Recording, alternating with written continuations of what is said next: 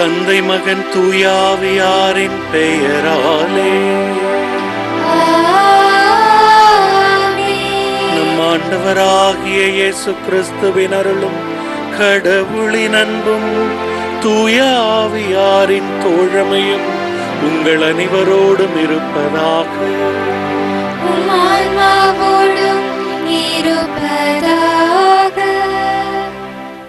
இறைவன் இயேசு கிறிஸ்துவில் பிரியமானவர்களே, இழப்பு உலக கண்ணோட்டம் கொண்டு பார்க்கின்ற பொழுது ஒரு மனிதனுக்கு ஏற்படுகின்ற நஷ்டமாக கருதப்படுகிறது. ஆனால் இன்றைய நற்செய்தியிலே இழப்பினை சந்திக்க ஆண்டவர் நம்மை அழைக்கின்றார்.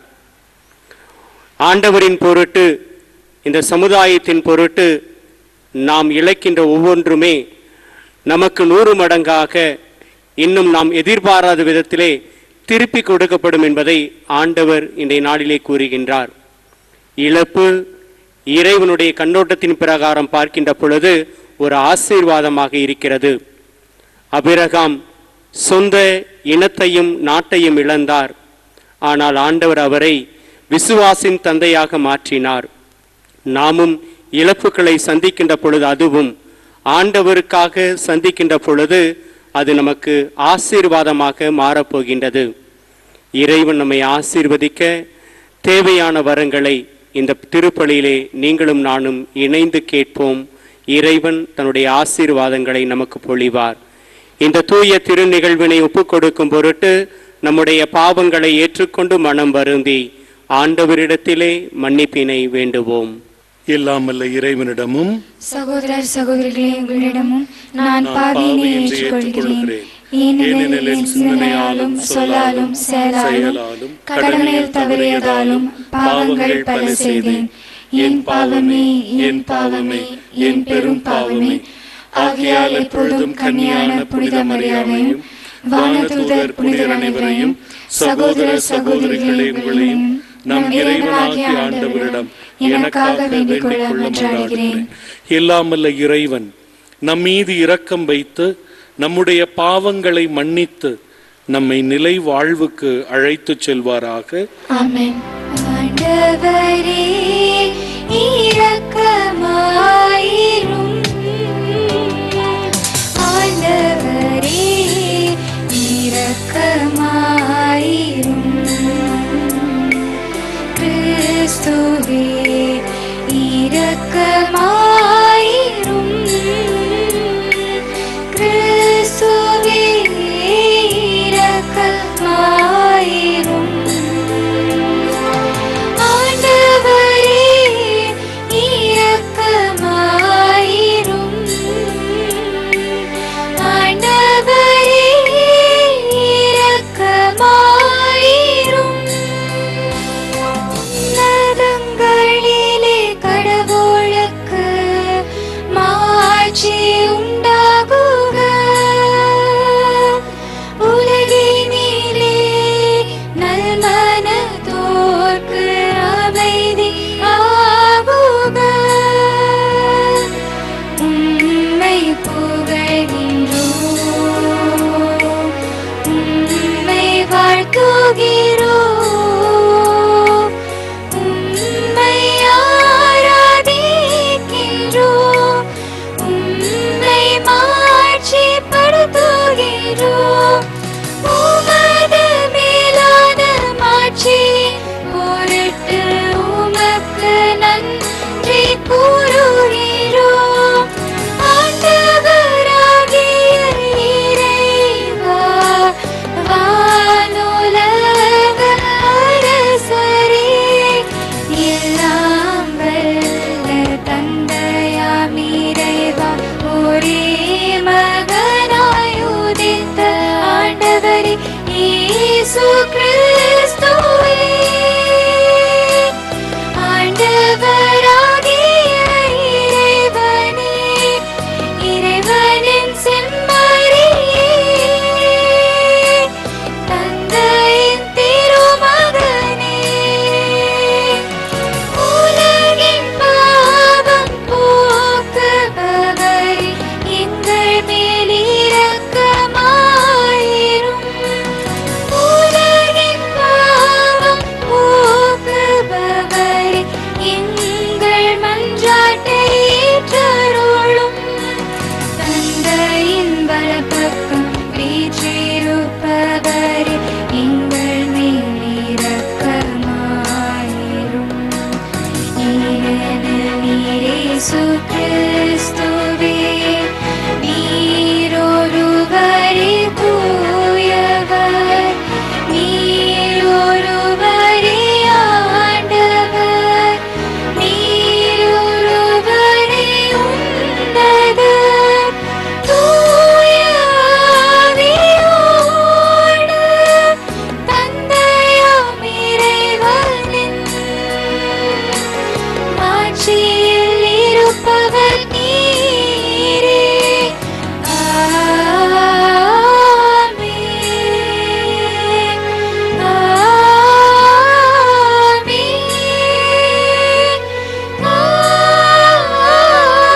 ஆமென். மன்றாடுவோமாக. இறைவா, உமது அருளால் உம் பிள்ளைகளாக தேர்ந்தெடுக்கப் பெற்ற நாங்கள் ஒளியின் மக்களாக இருக்க விரும்பினீரே.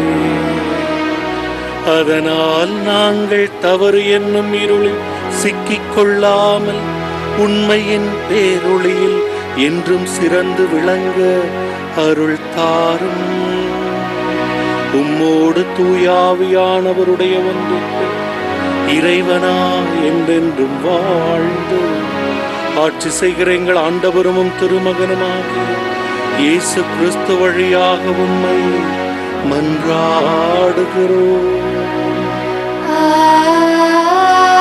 ஆமென். ஆண்டவரின் புனிதர் வரும்பொழுதெல்லாம் இங்கே தங்கி செல்லட்டும். முதல் வாசகம் அரசர்கள் 2ஆம் நூலிலிருந்து வாசகம்.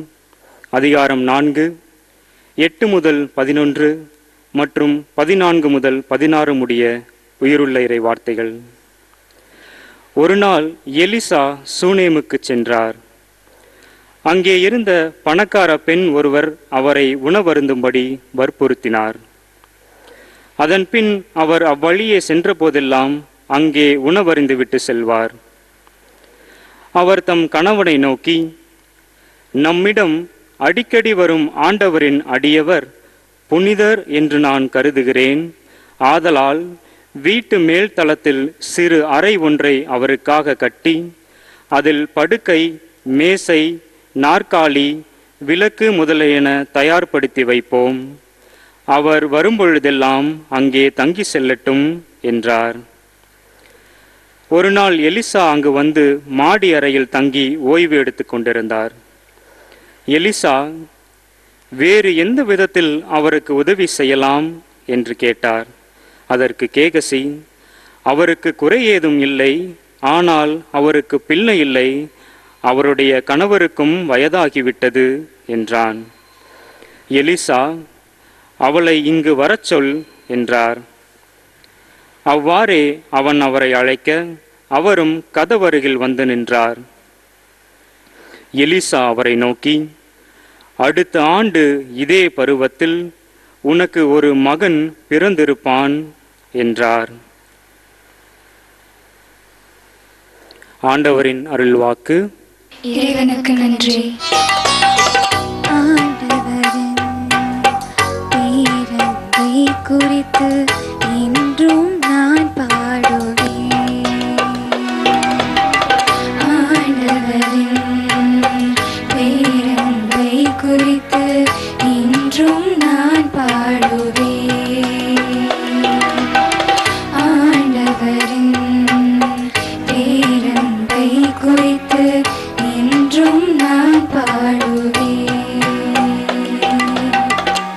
ஆண்டவரின் பேரன்பை பற்றி நான் என்றும் பாடுவேன். நீர் உண்மை உள்ளவர் என தலைமுறை தோறும் என் நாவால் அறிவிப்பேன்.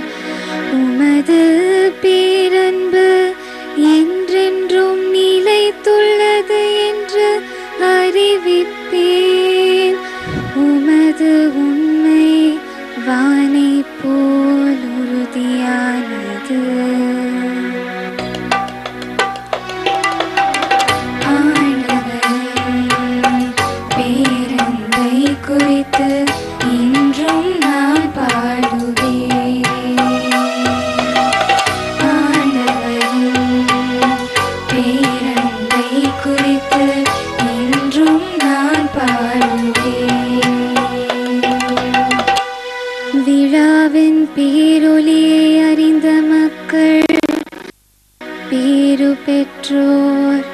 ஆண்டவரே, உம் முகத்தின் ஒளியில் அவர்கள் நடப்பார்கள். அவர்கள் நாள் முழுவதும் உன் பெயரில் களி கூர்வார்கள். உமது நீதியால் அவர்கள் மேன்மை அடைவார்கள். ஆண்டவரின் பேரன்பை குறித்து இன்றும் நான் பாடுவேன். ஆண்டவரின் பேரன்பை குறித்து இன்றும் நான் பாடுவேன். ஏனெனில் நீரே அவர்களது ஆற்றலின் மேன்மை. உமது தயவால் எங்கள் வலிமை உயர்த்தப்பட்டுள்ளது. நம் கேடயம் ஆண்டவருக்கு உரியது. நம் அரசர் இஸ்ரவேலின் தூயவருக்கு உரியவர்.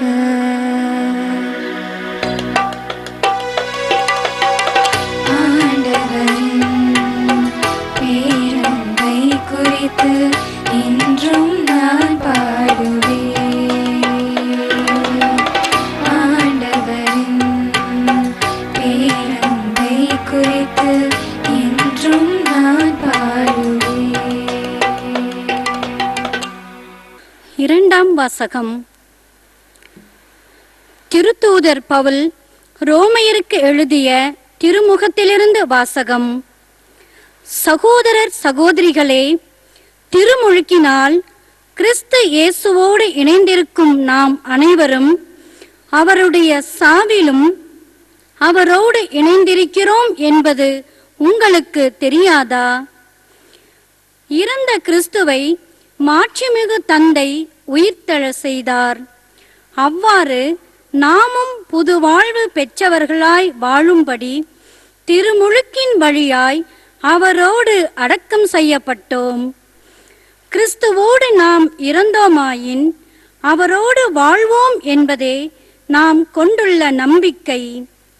இறந்து உயிருடன் எழுப்பப்பட்ட கிறிஸ்து இனிமேல் இறக்க மாட்டார். இனி அவர் சாவின் ஆட்சிக்கு உட்பட்டவர் அல்ல என நாம் அறிந்திருக்கிறோம். அவர் இறந்தார், பாவத்தை ஒழிக்க ஒரே ஒரு முறை இறந்தார். இப்போது அவர் வாழ்கிறார். அவர் கடவுளுக்காகவே வாழ்கிறார். அவ்வாறே நீங்களும் பாவ வாழ்க்கையை பொறுத்தமட்டில் இறந்தவர்கள், கிறிஸ்து இயேசுவோடு இணைந்து கடவுளுக்காக வாழ்கிறவர்கள் என்பதை எண்ணிக்கொள்ளுங்கள். இது ஆண்டவர் வழங்கும் அருள்வாக்கு. இறைவனுக்கு நன்றி.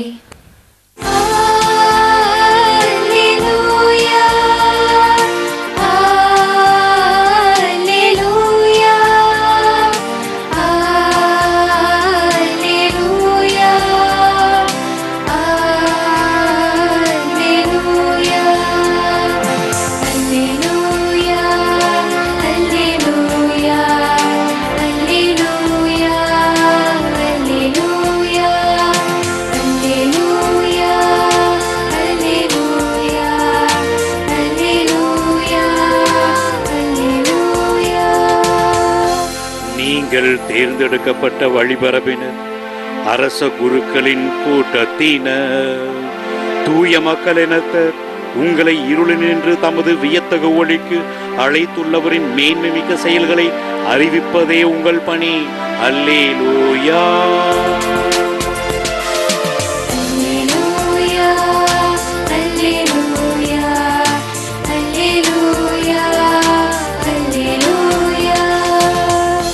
ஆண்டவர் உங்களோடு இருப்பாராக.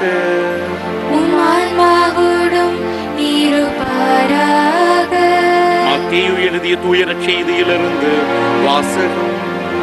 ஆண்டவரே, மாட்சி உமக்கே.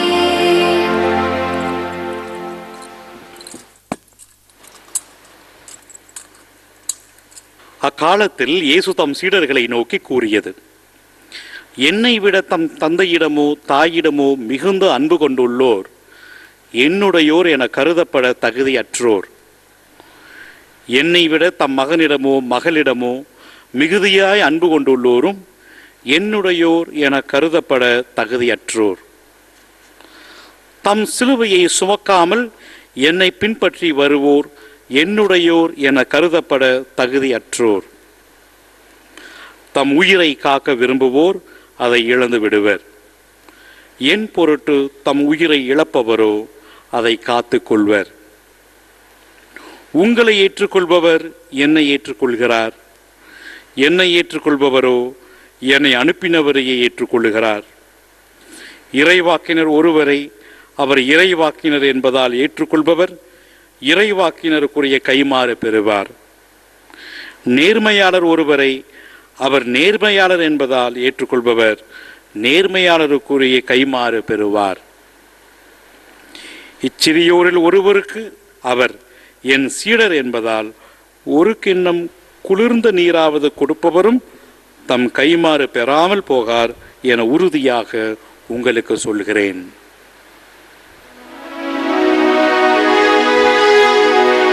ஆண்டவரின் அருள்வாக்கு.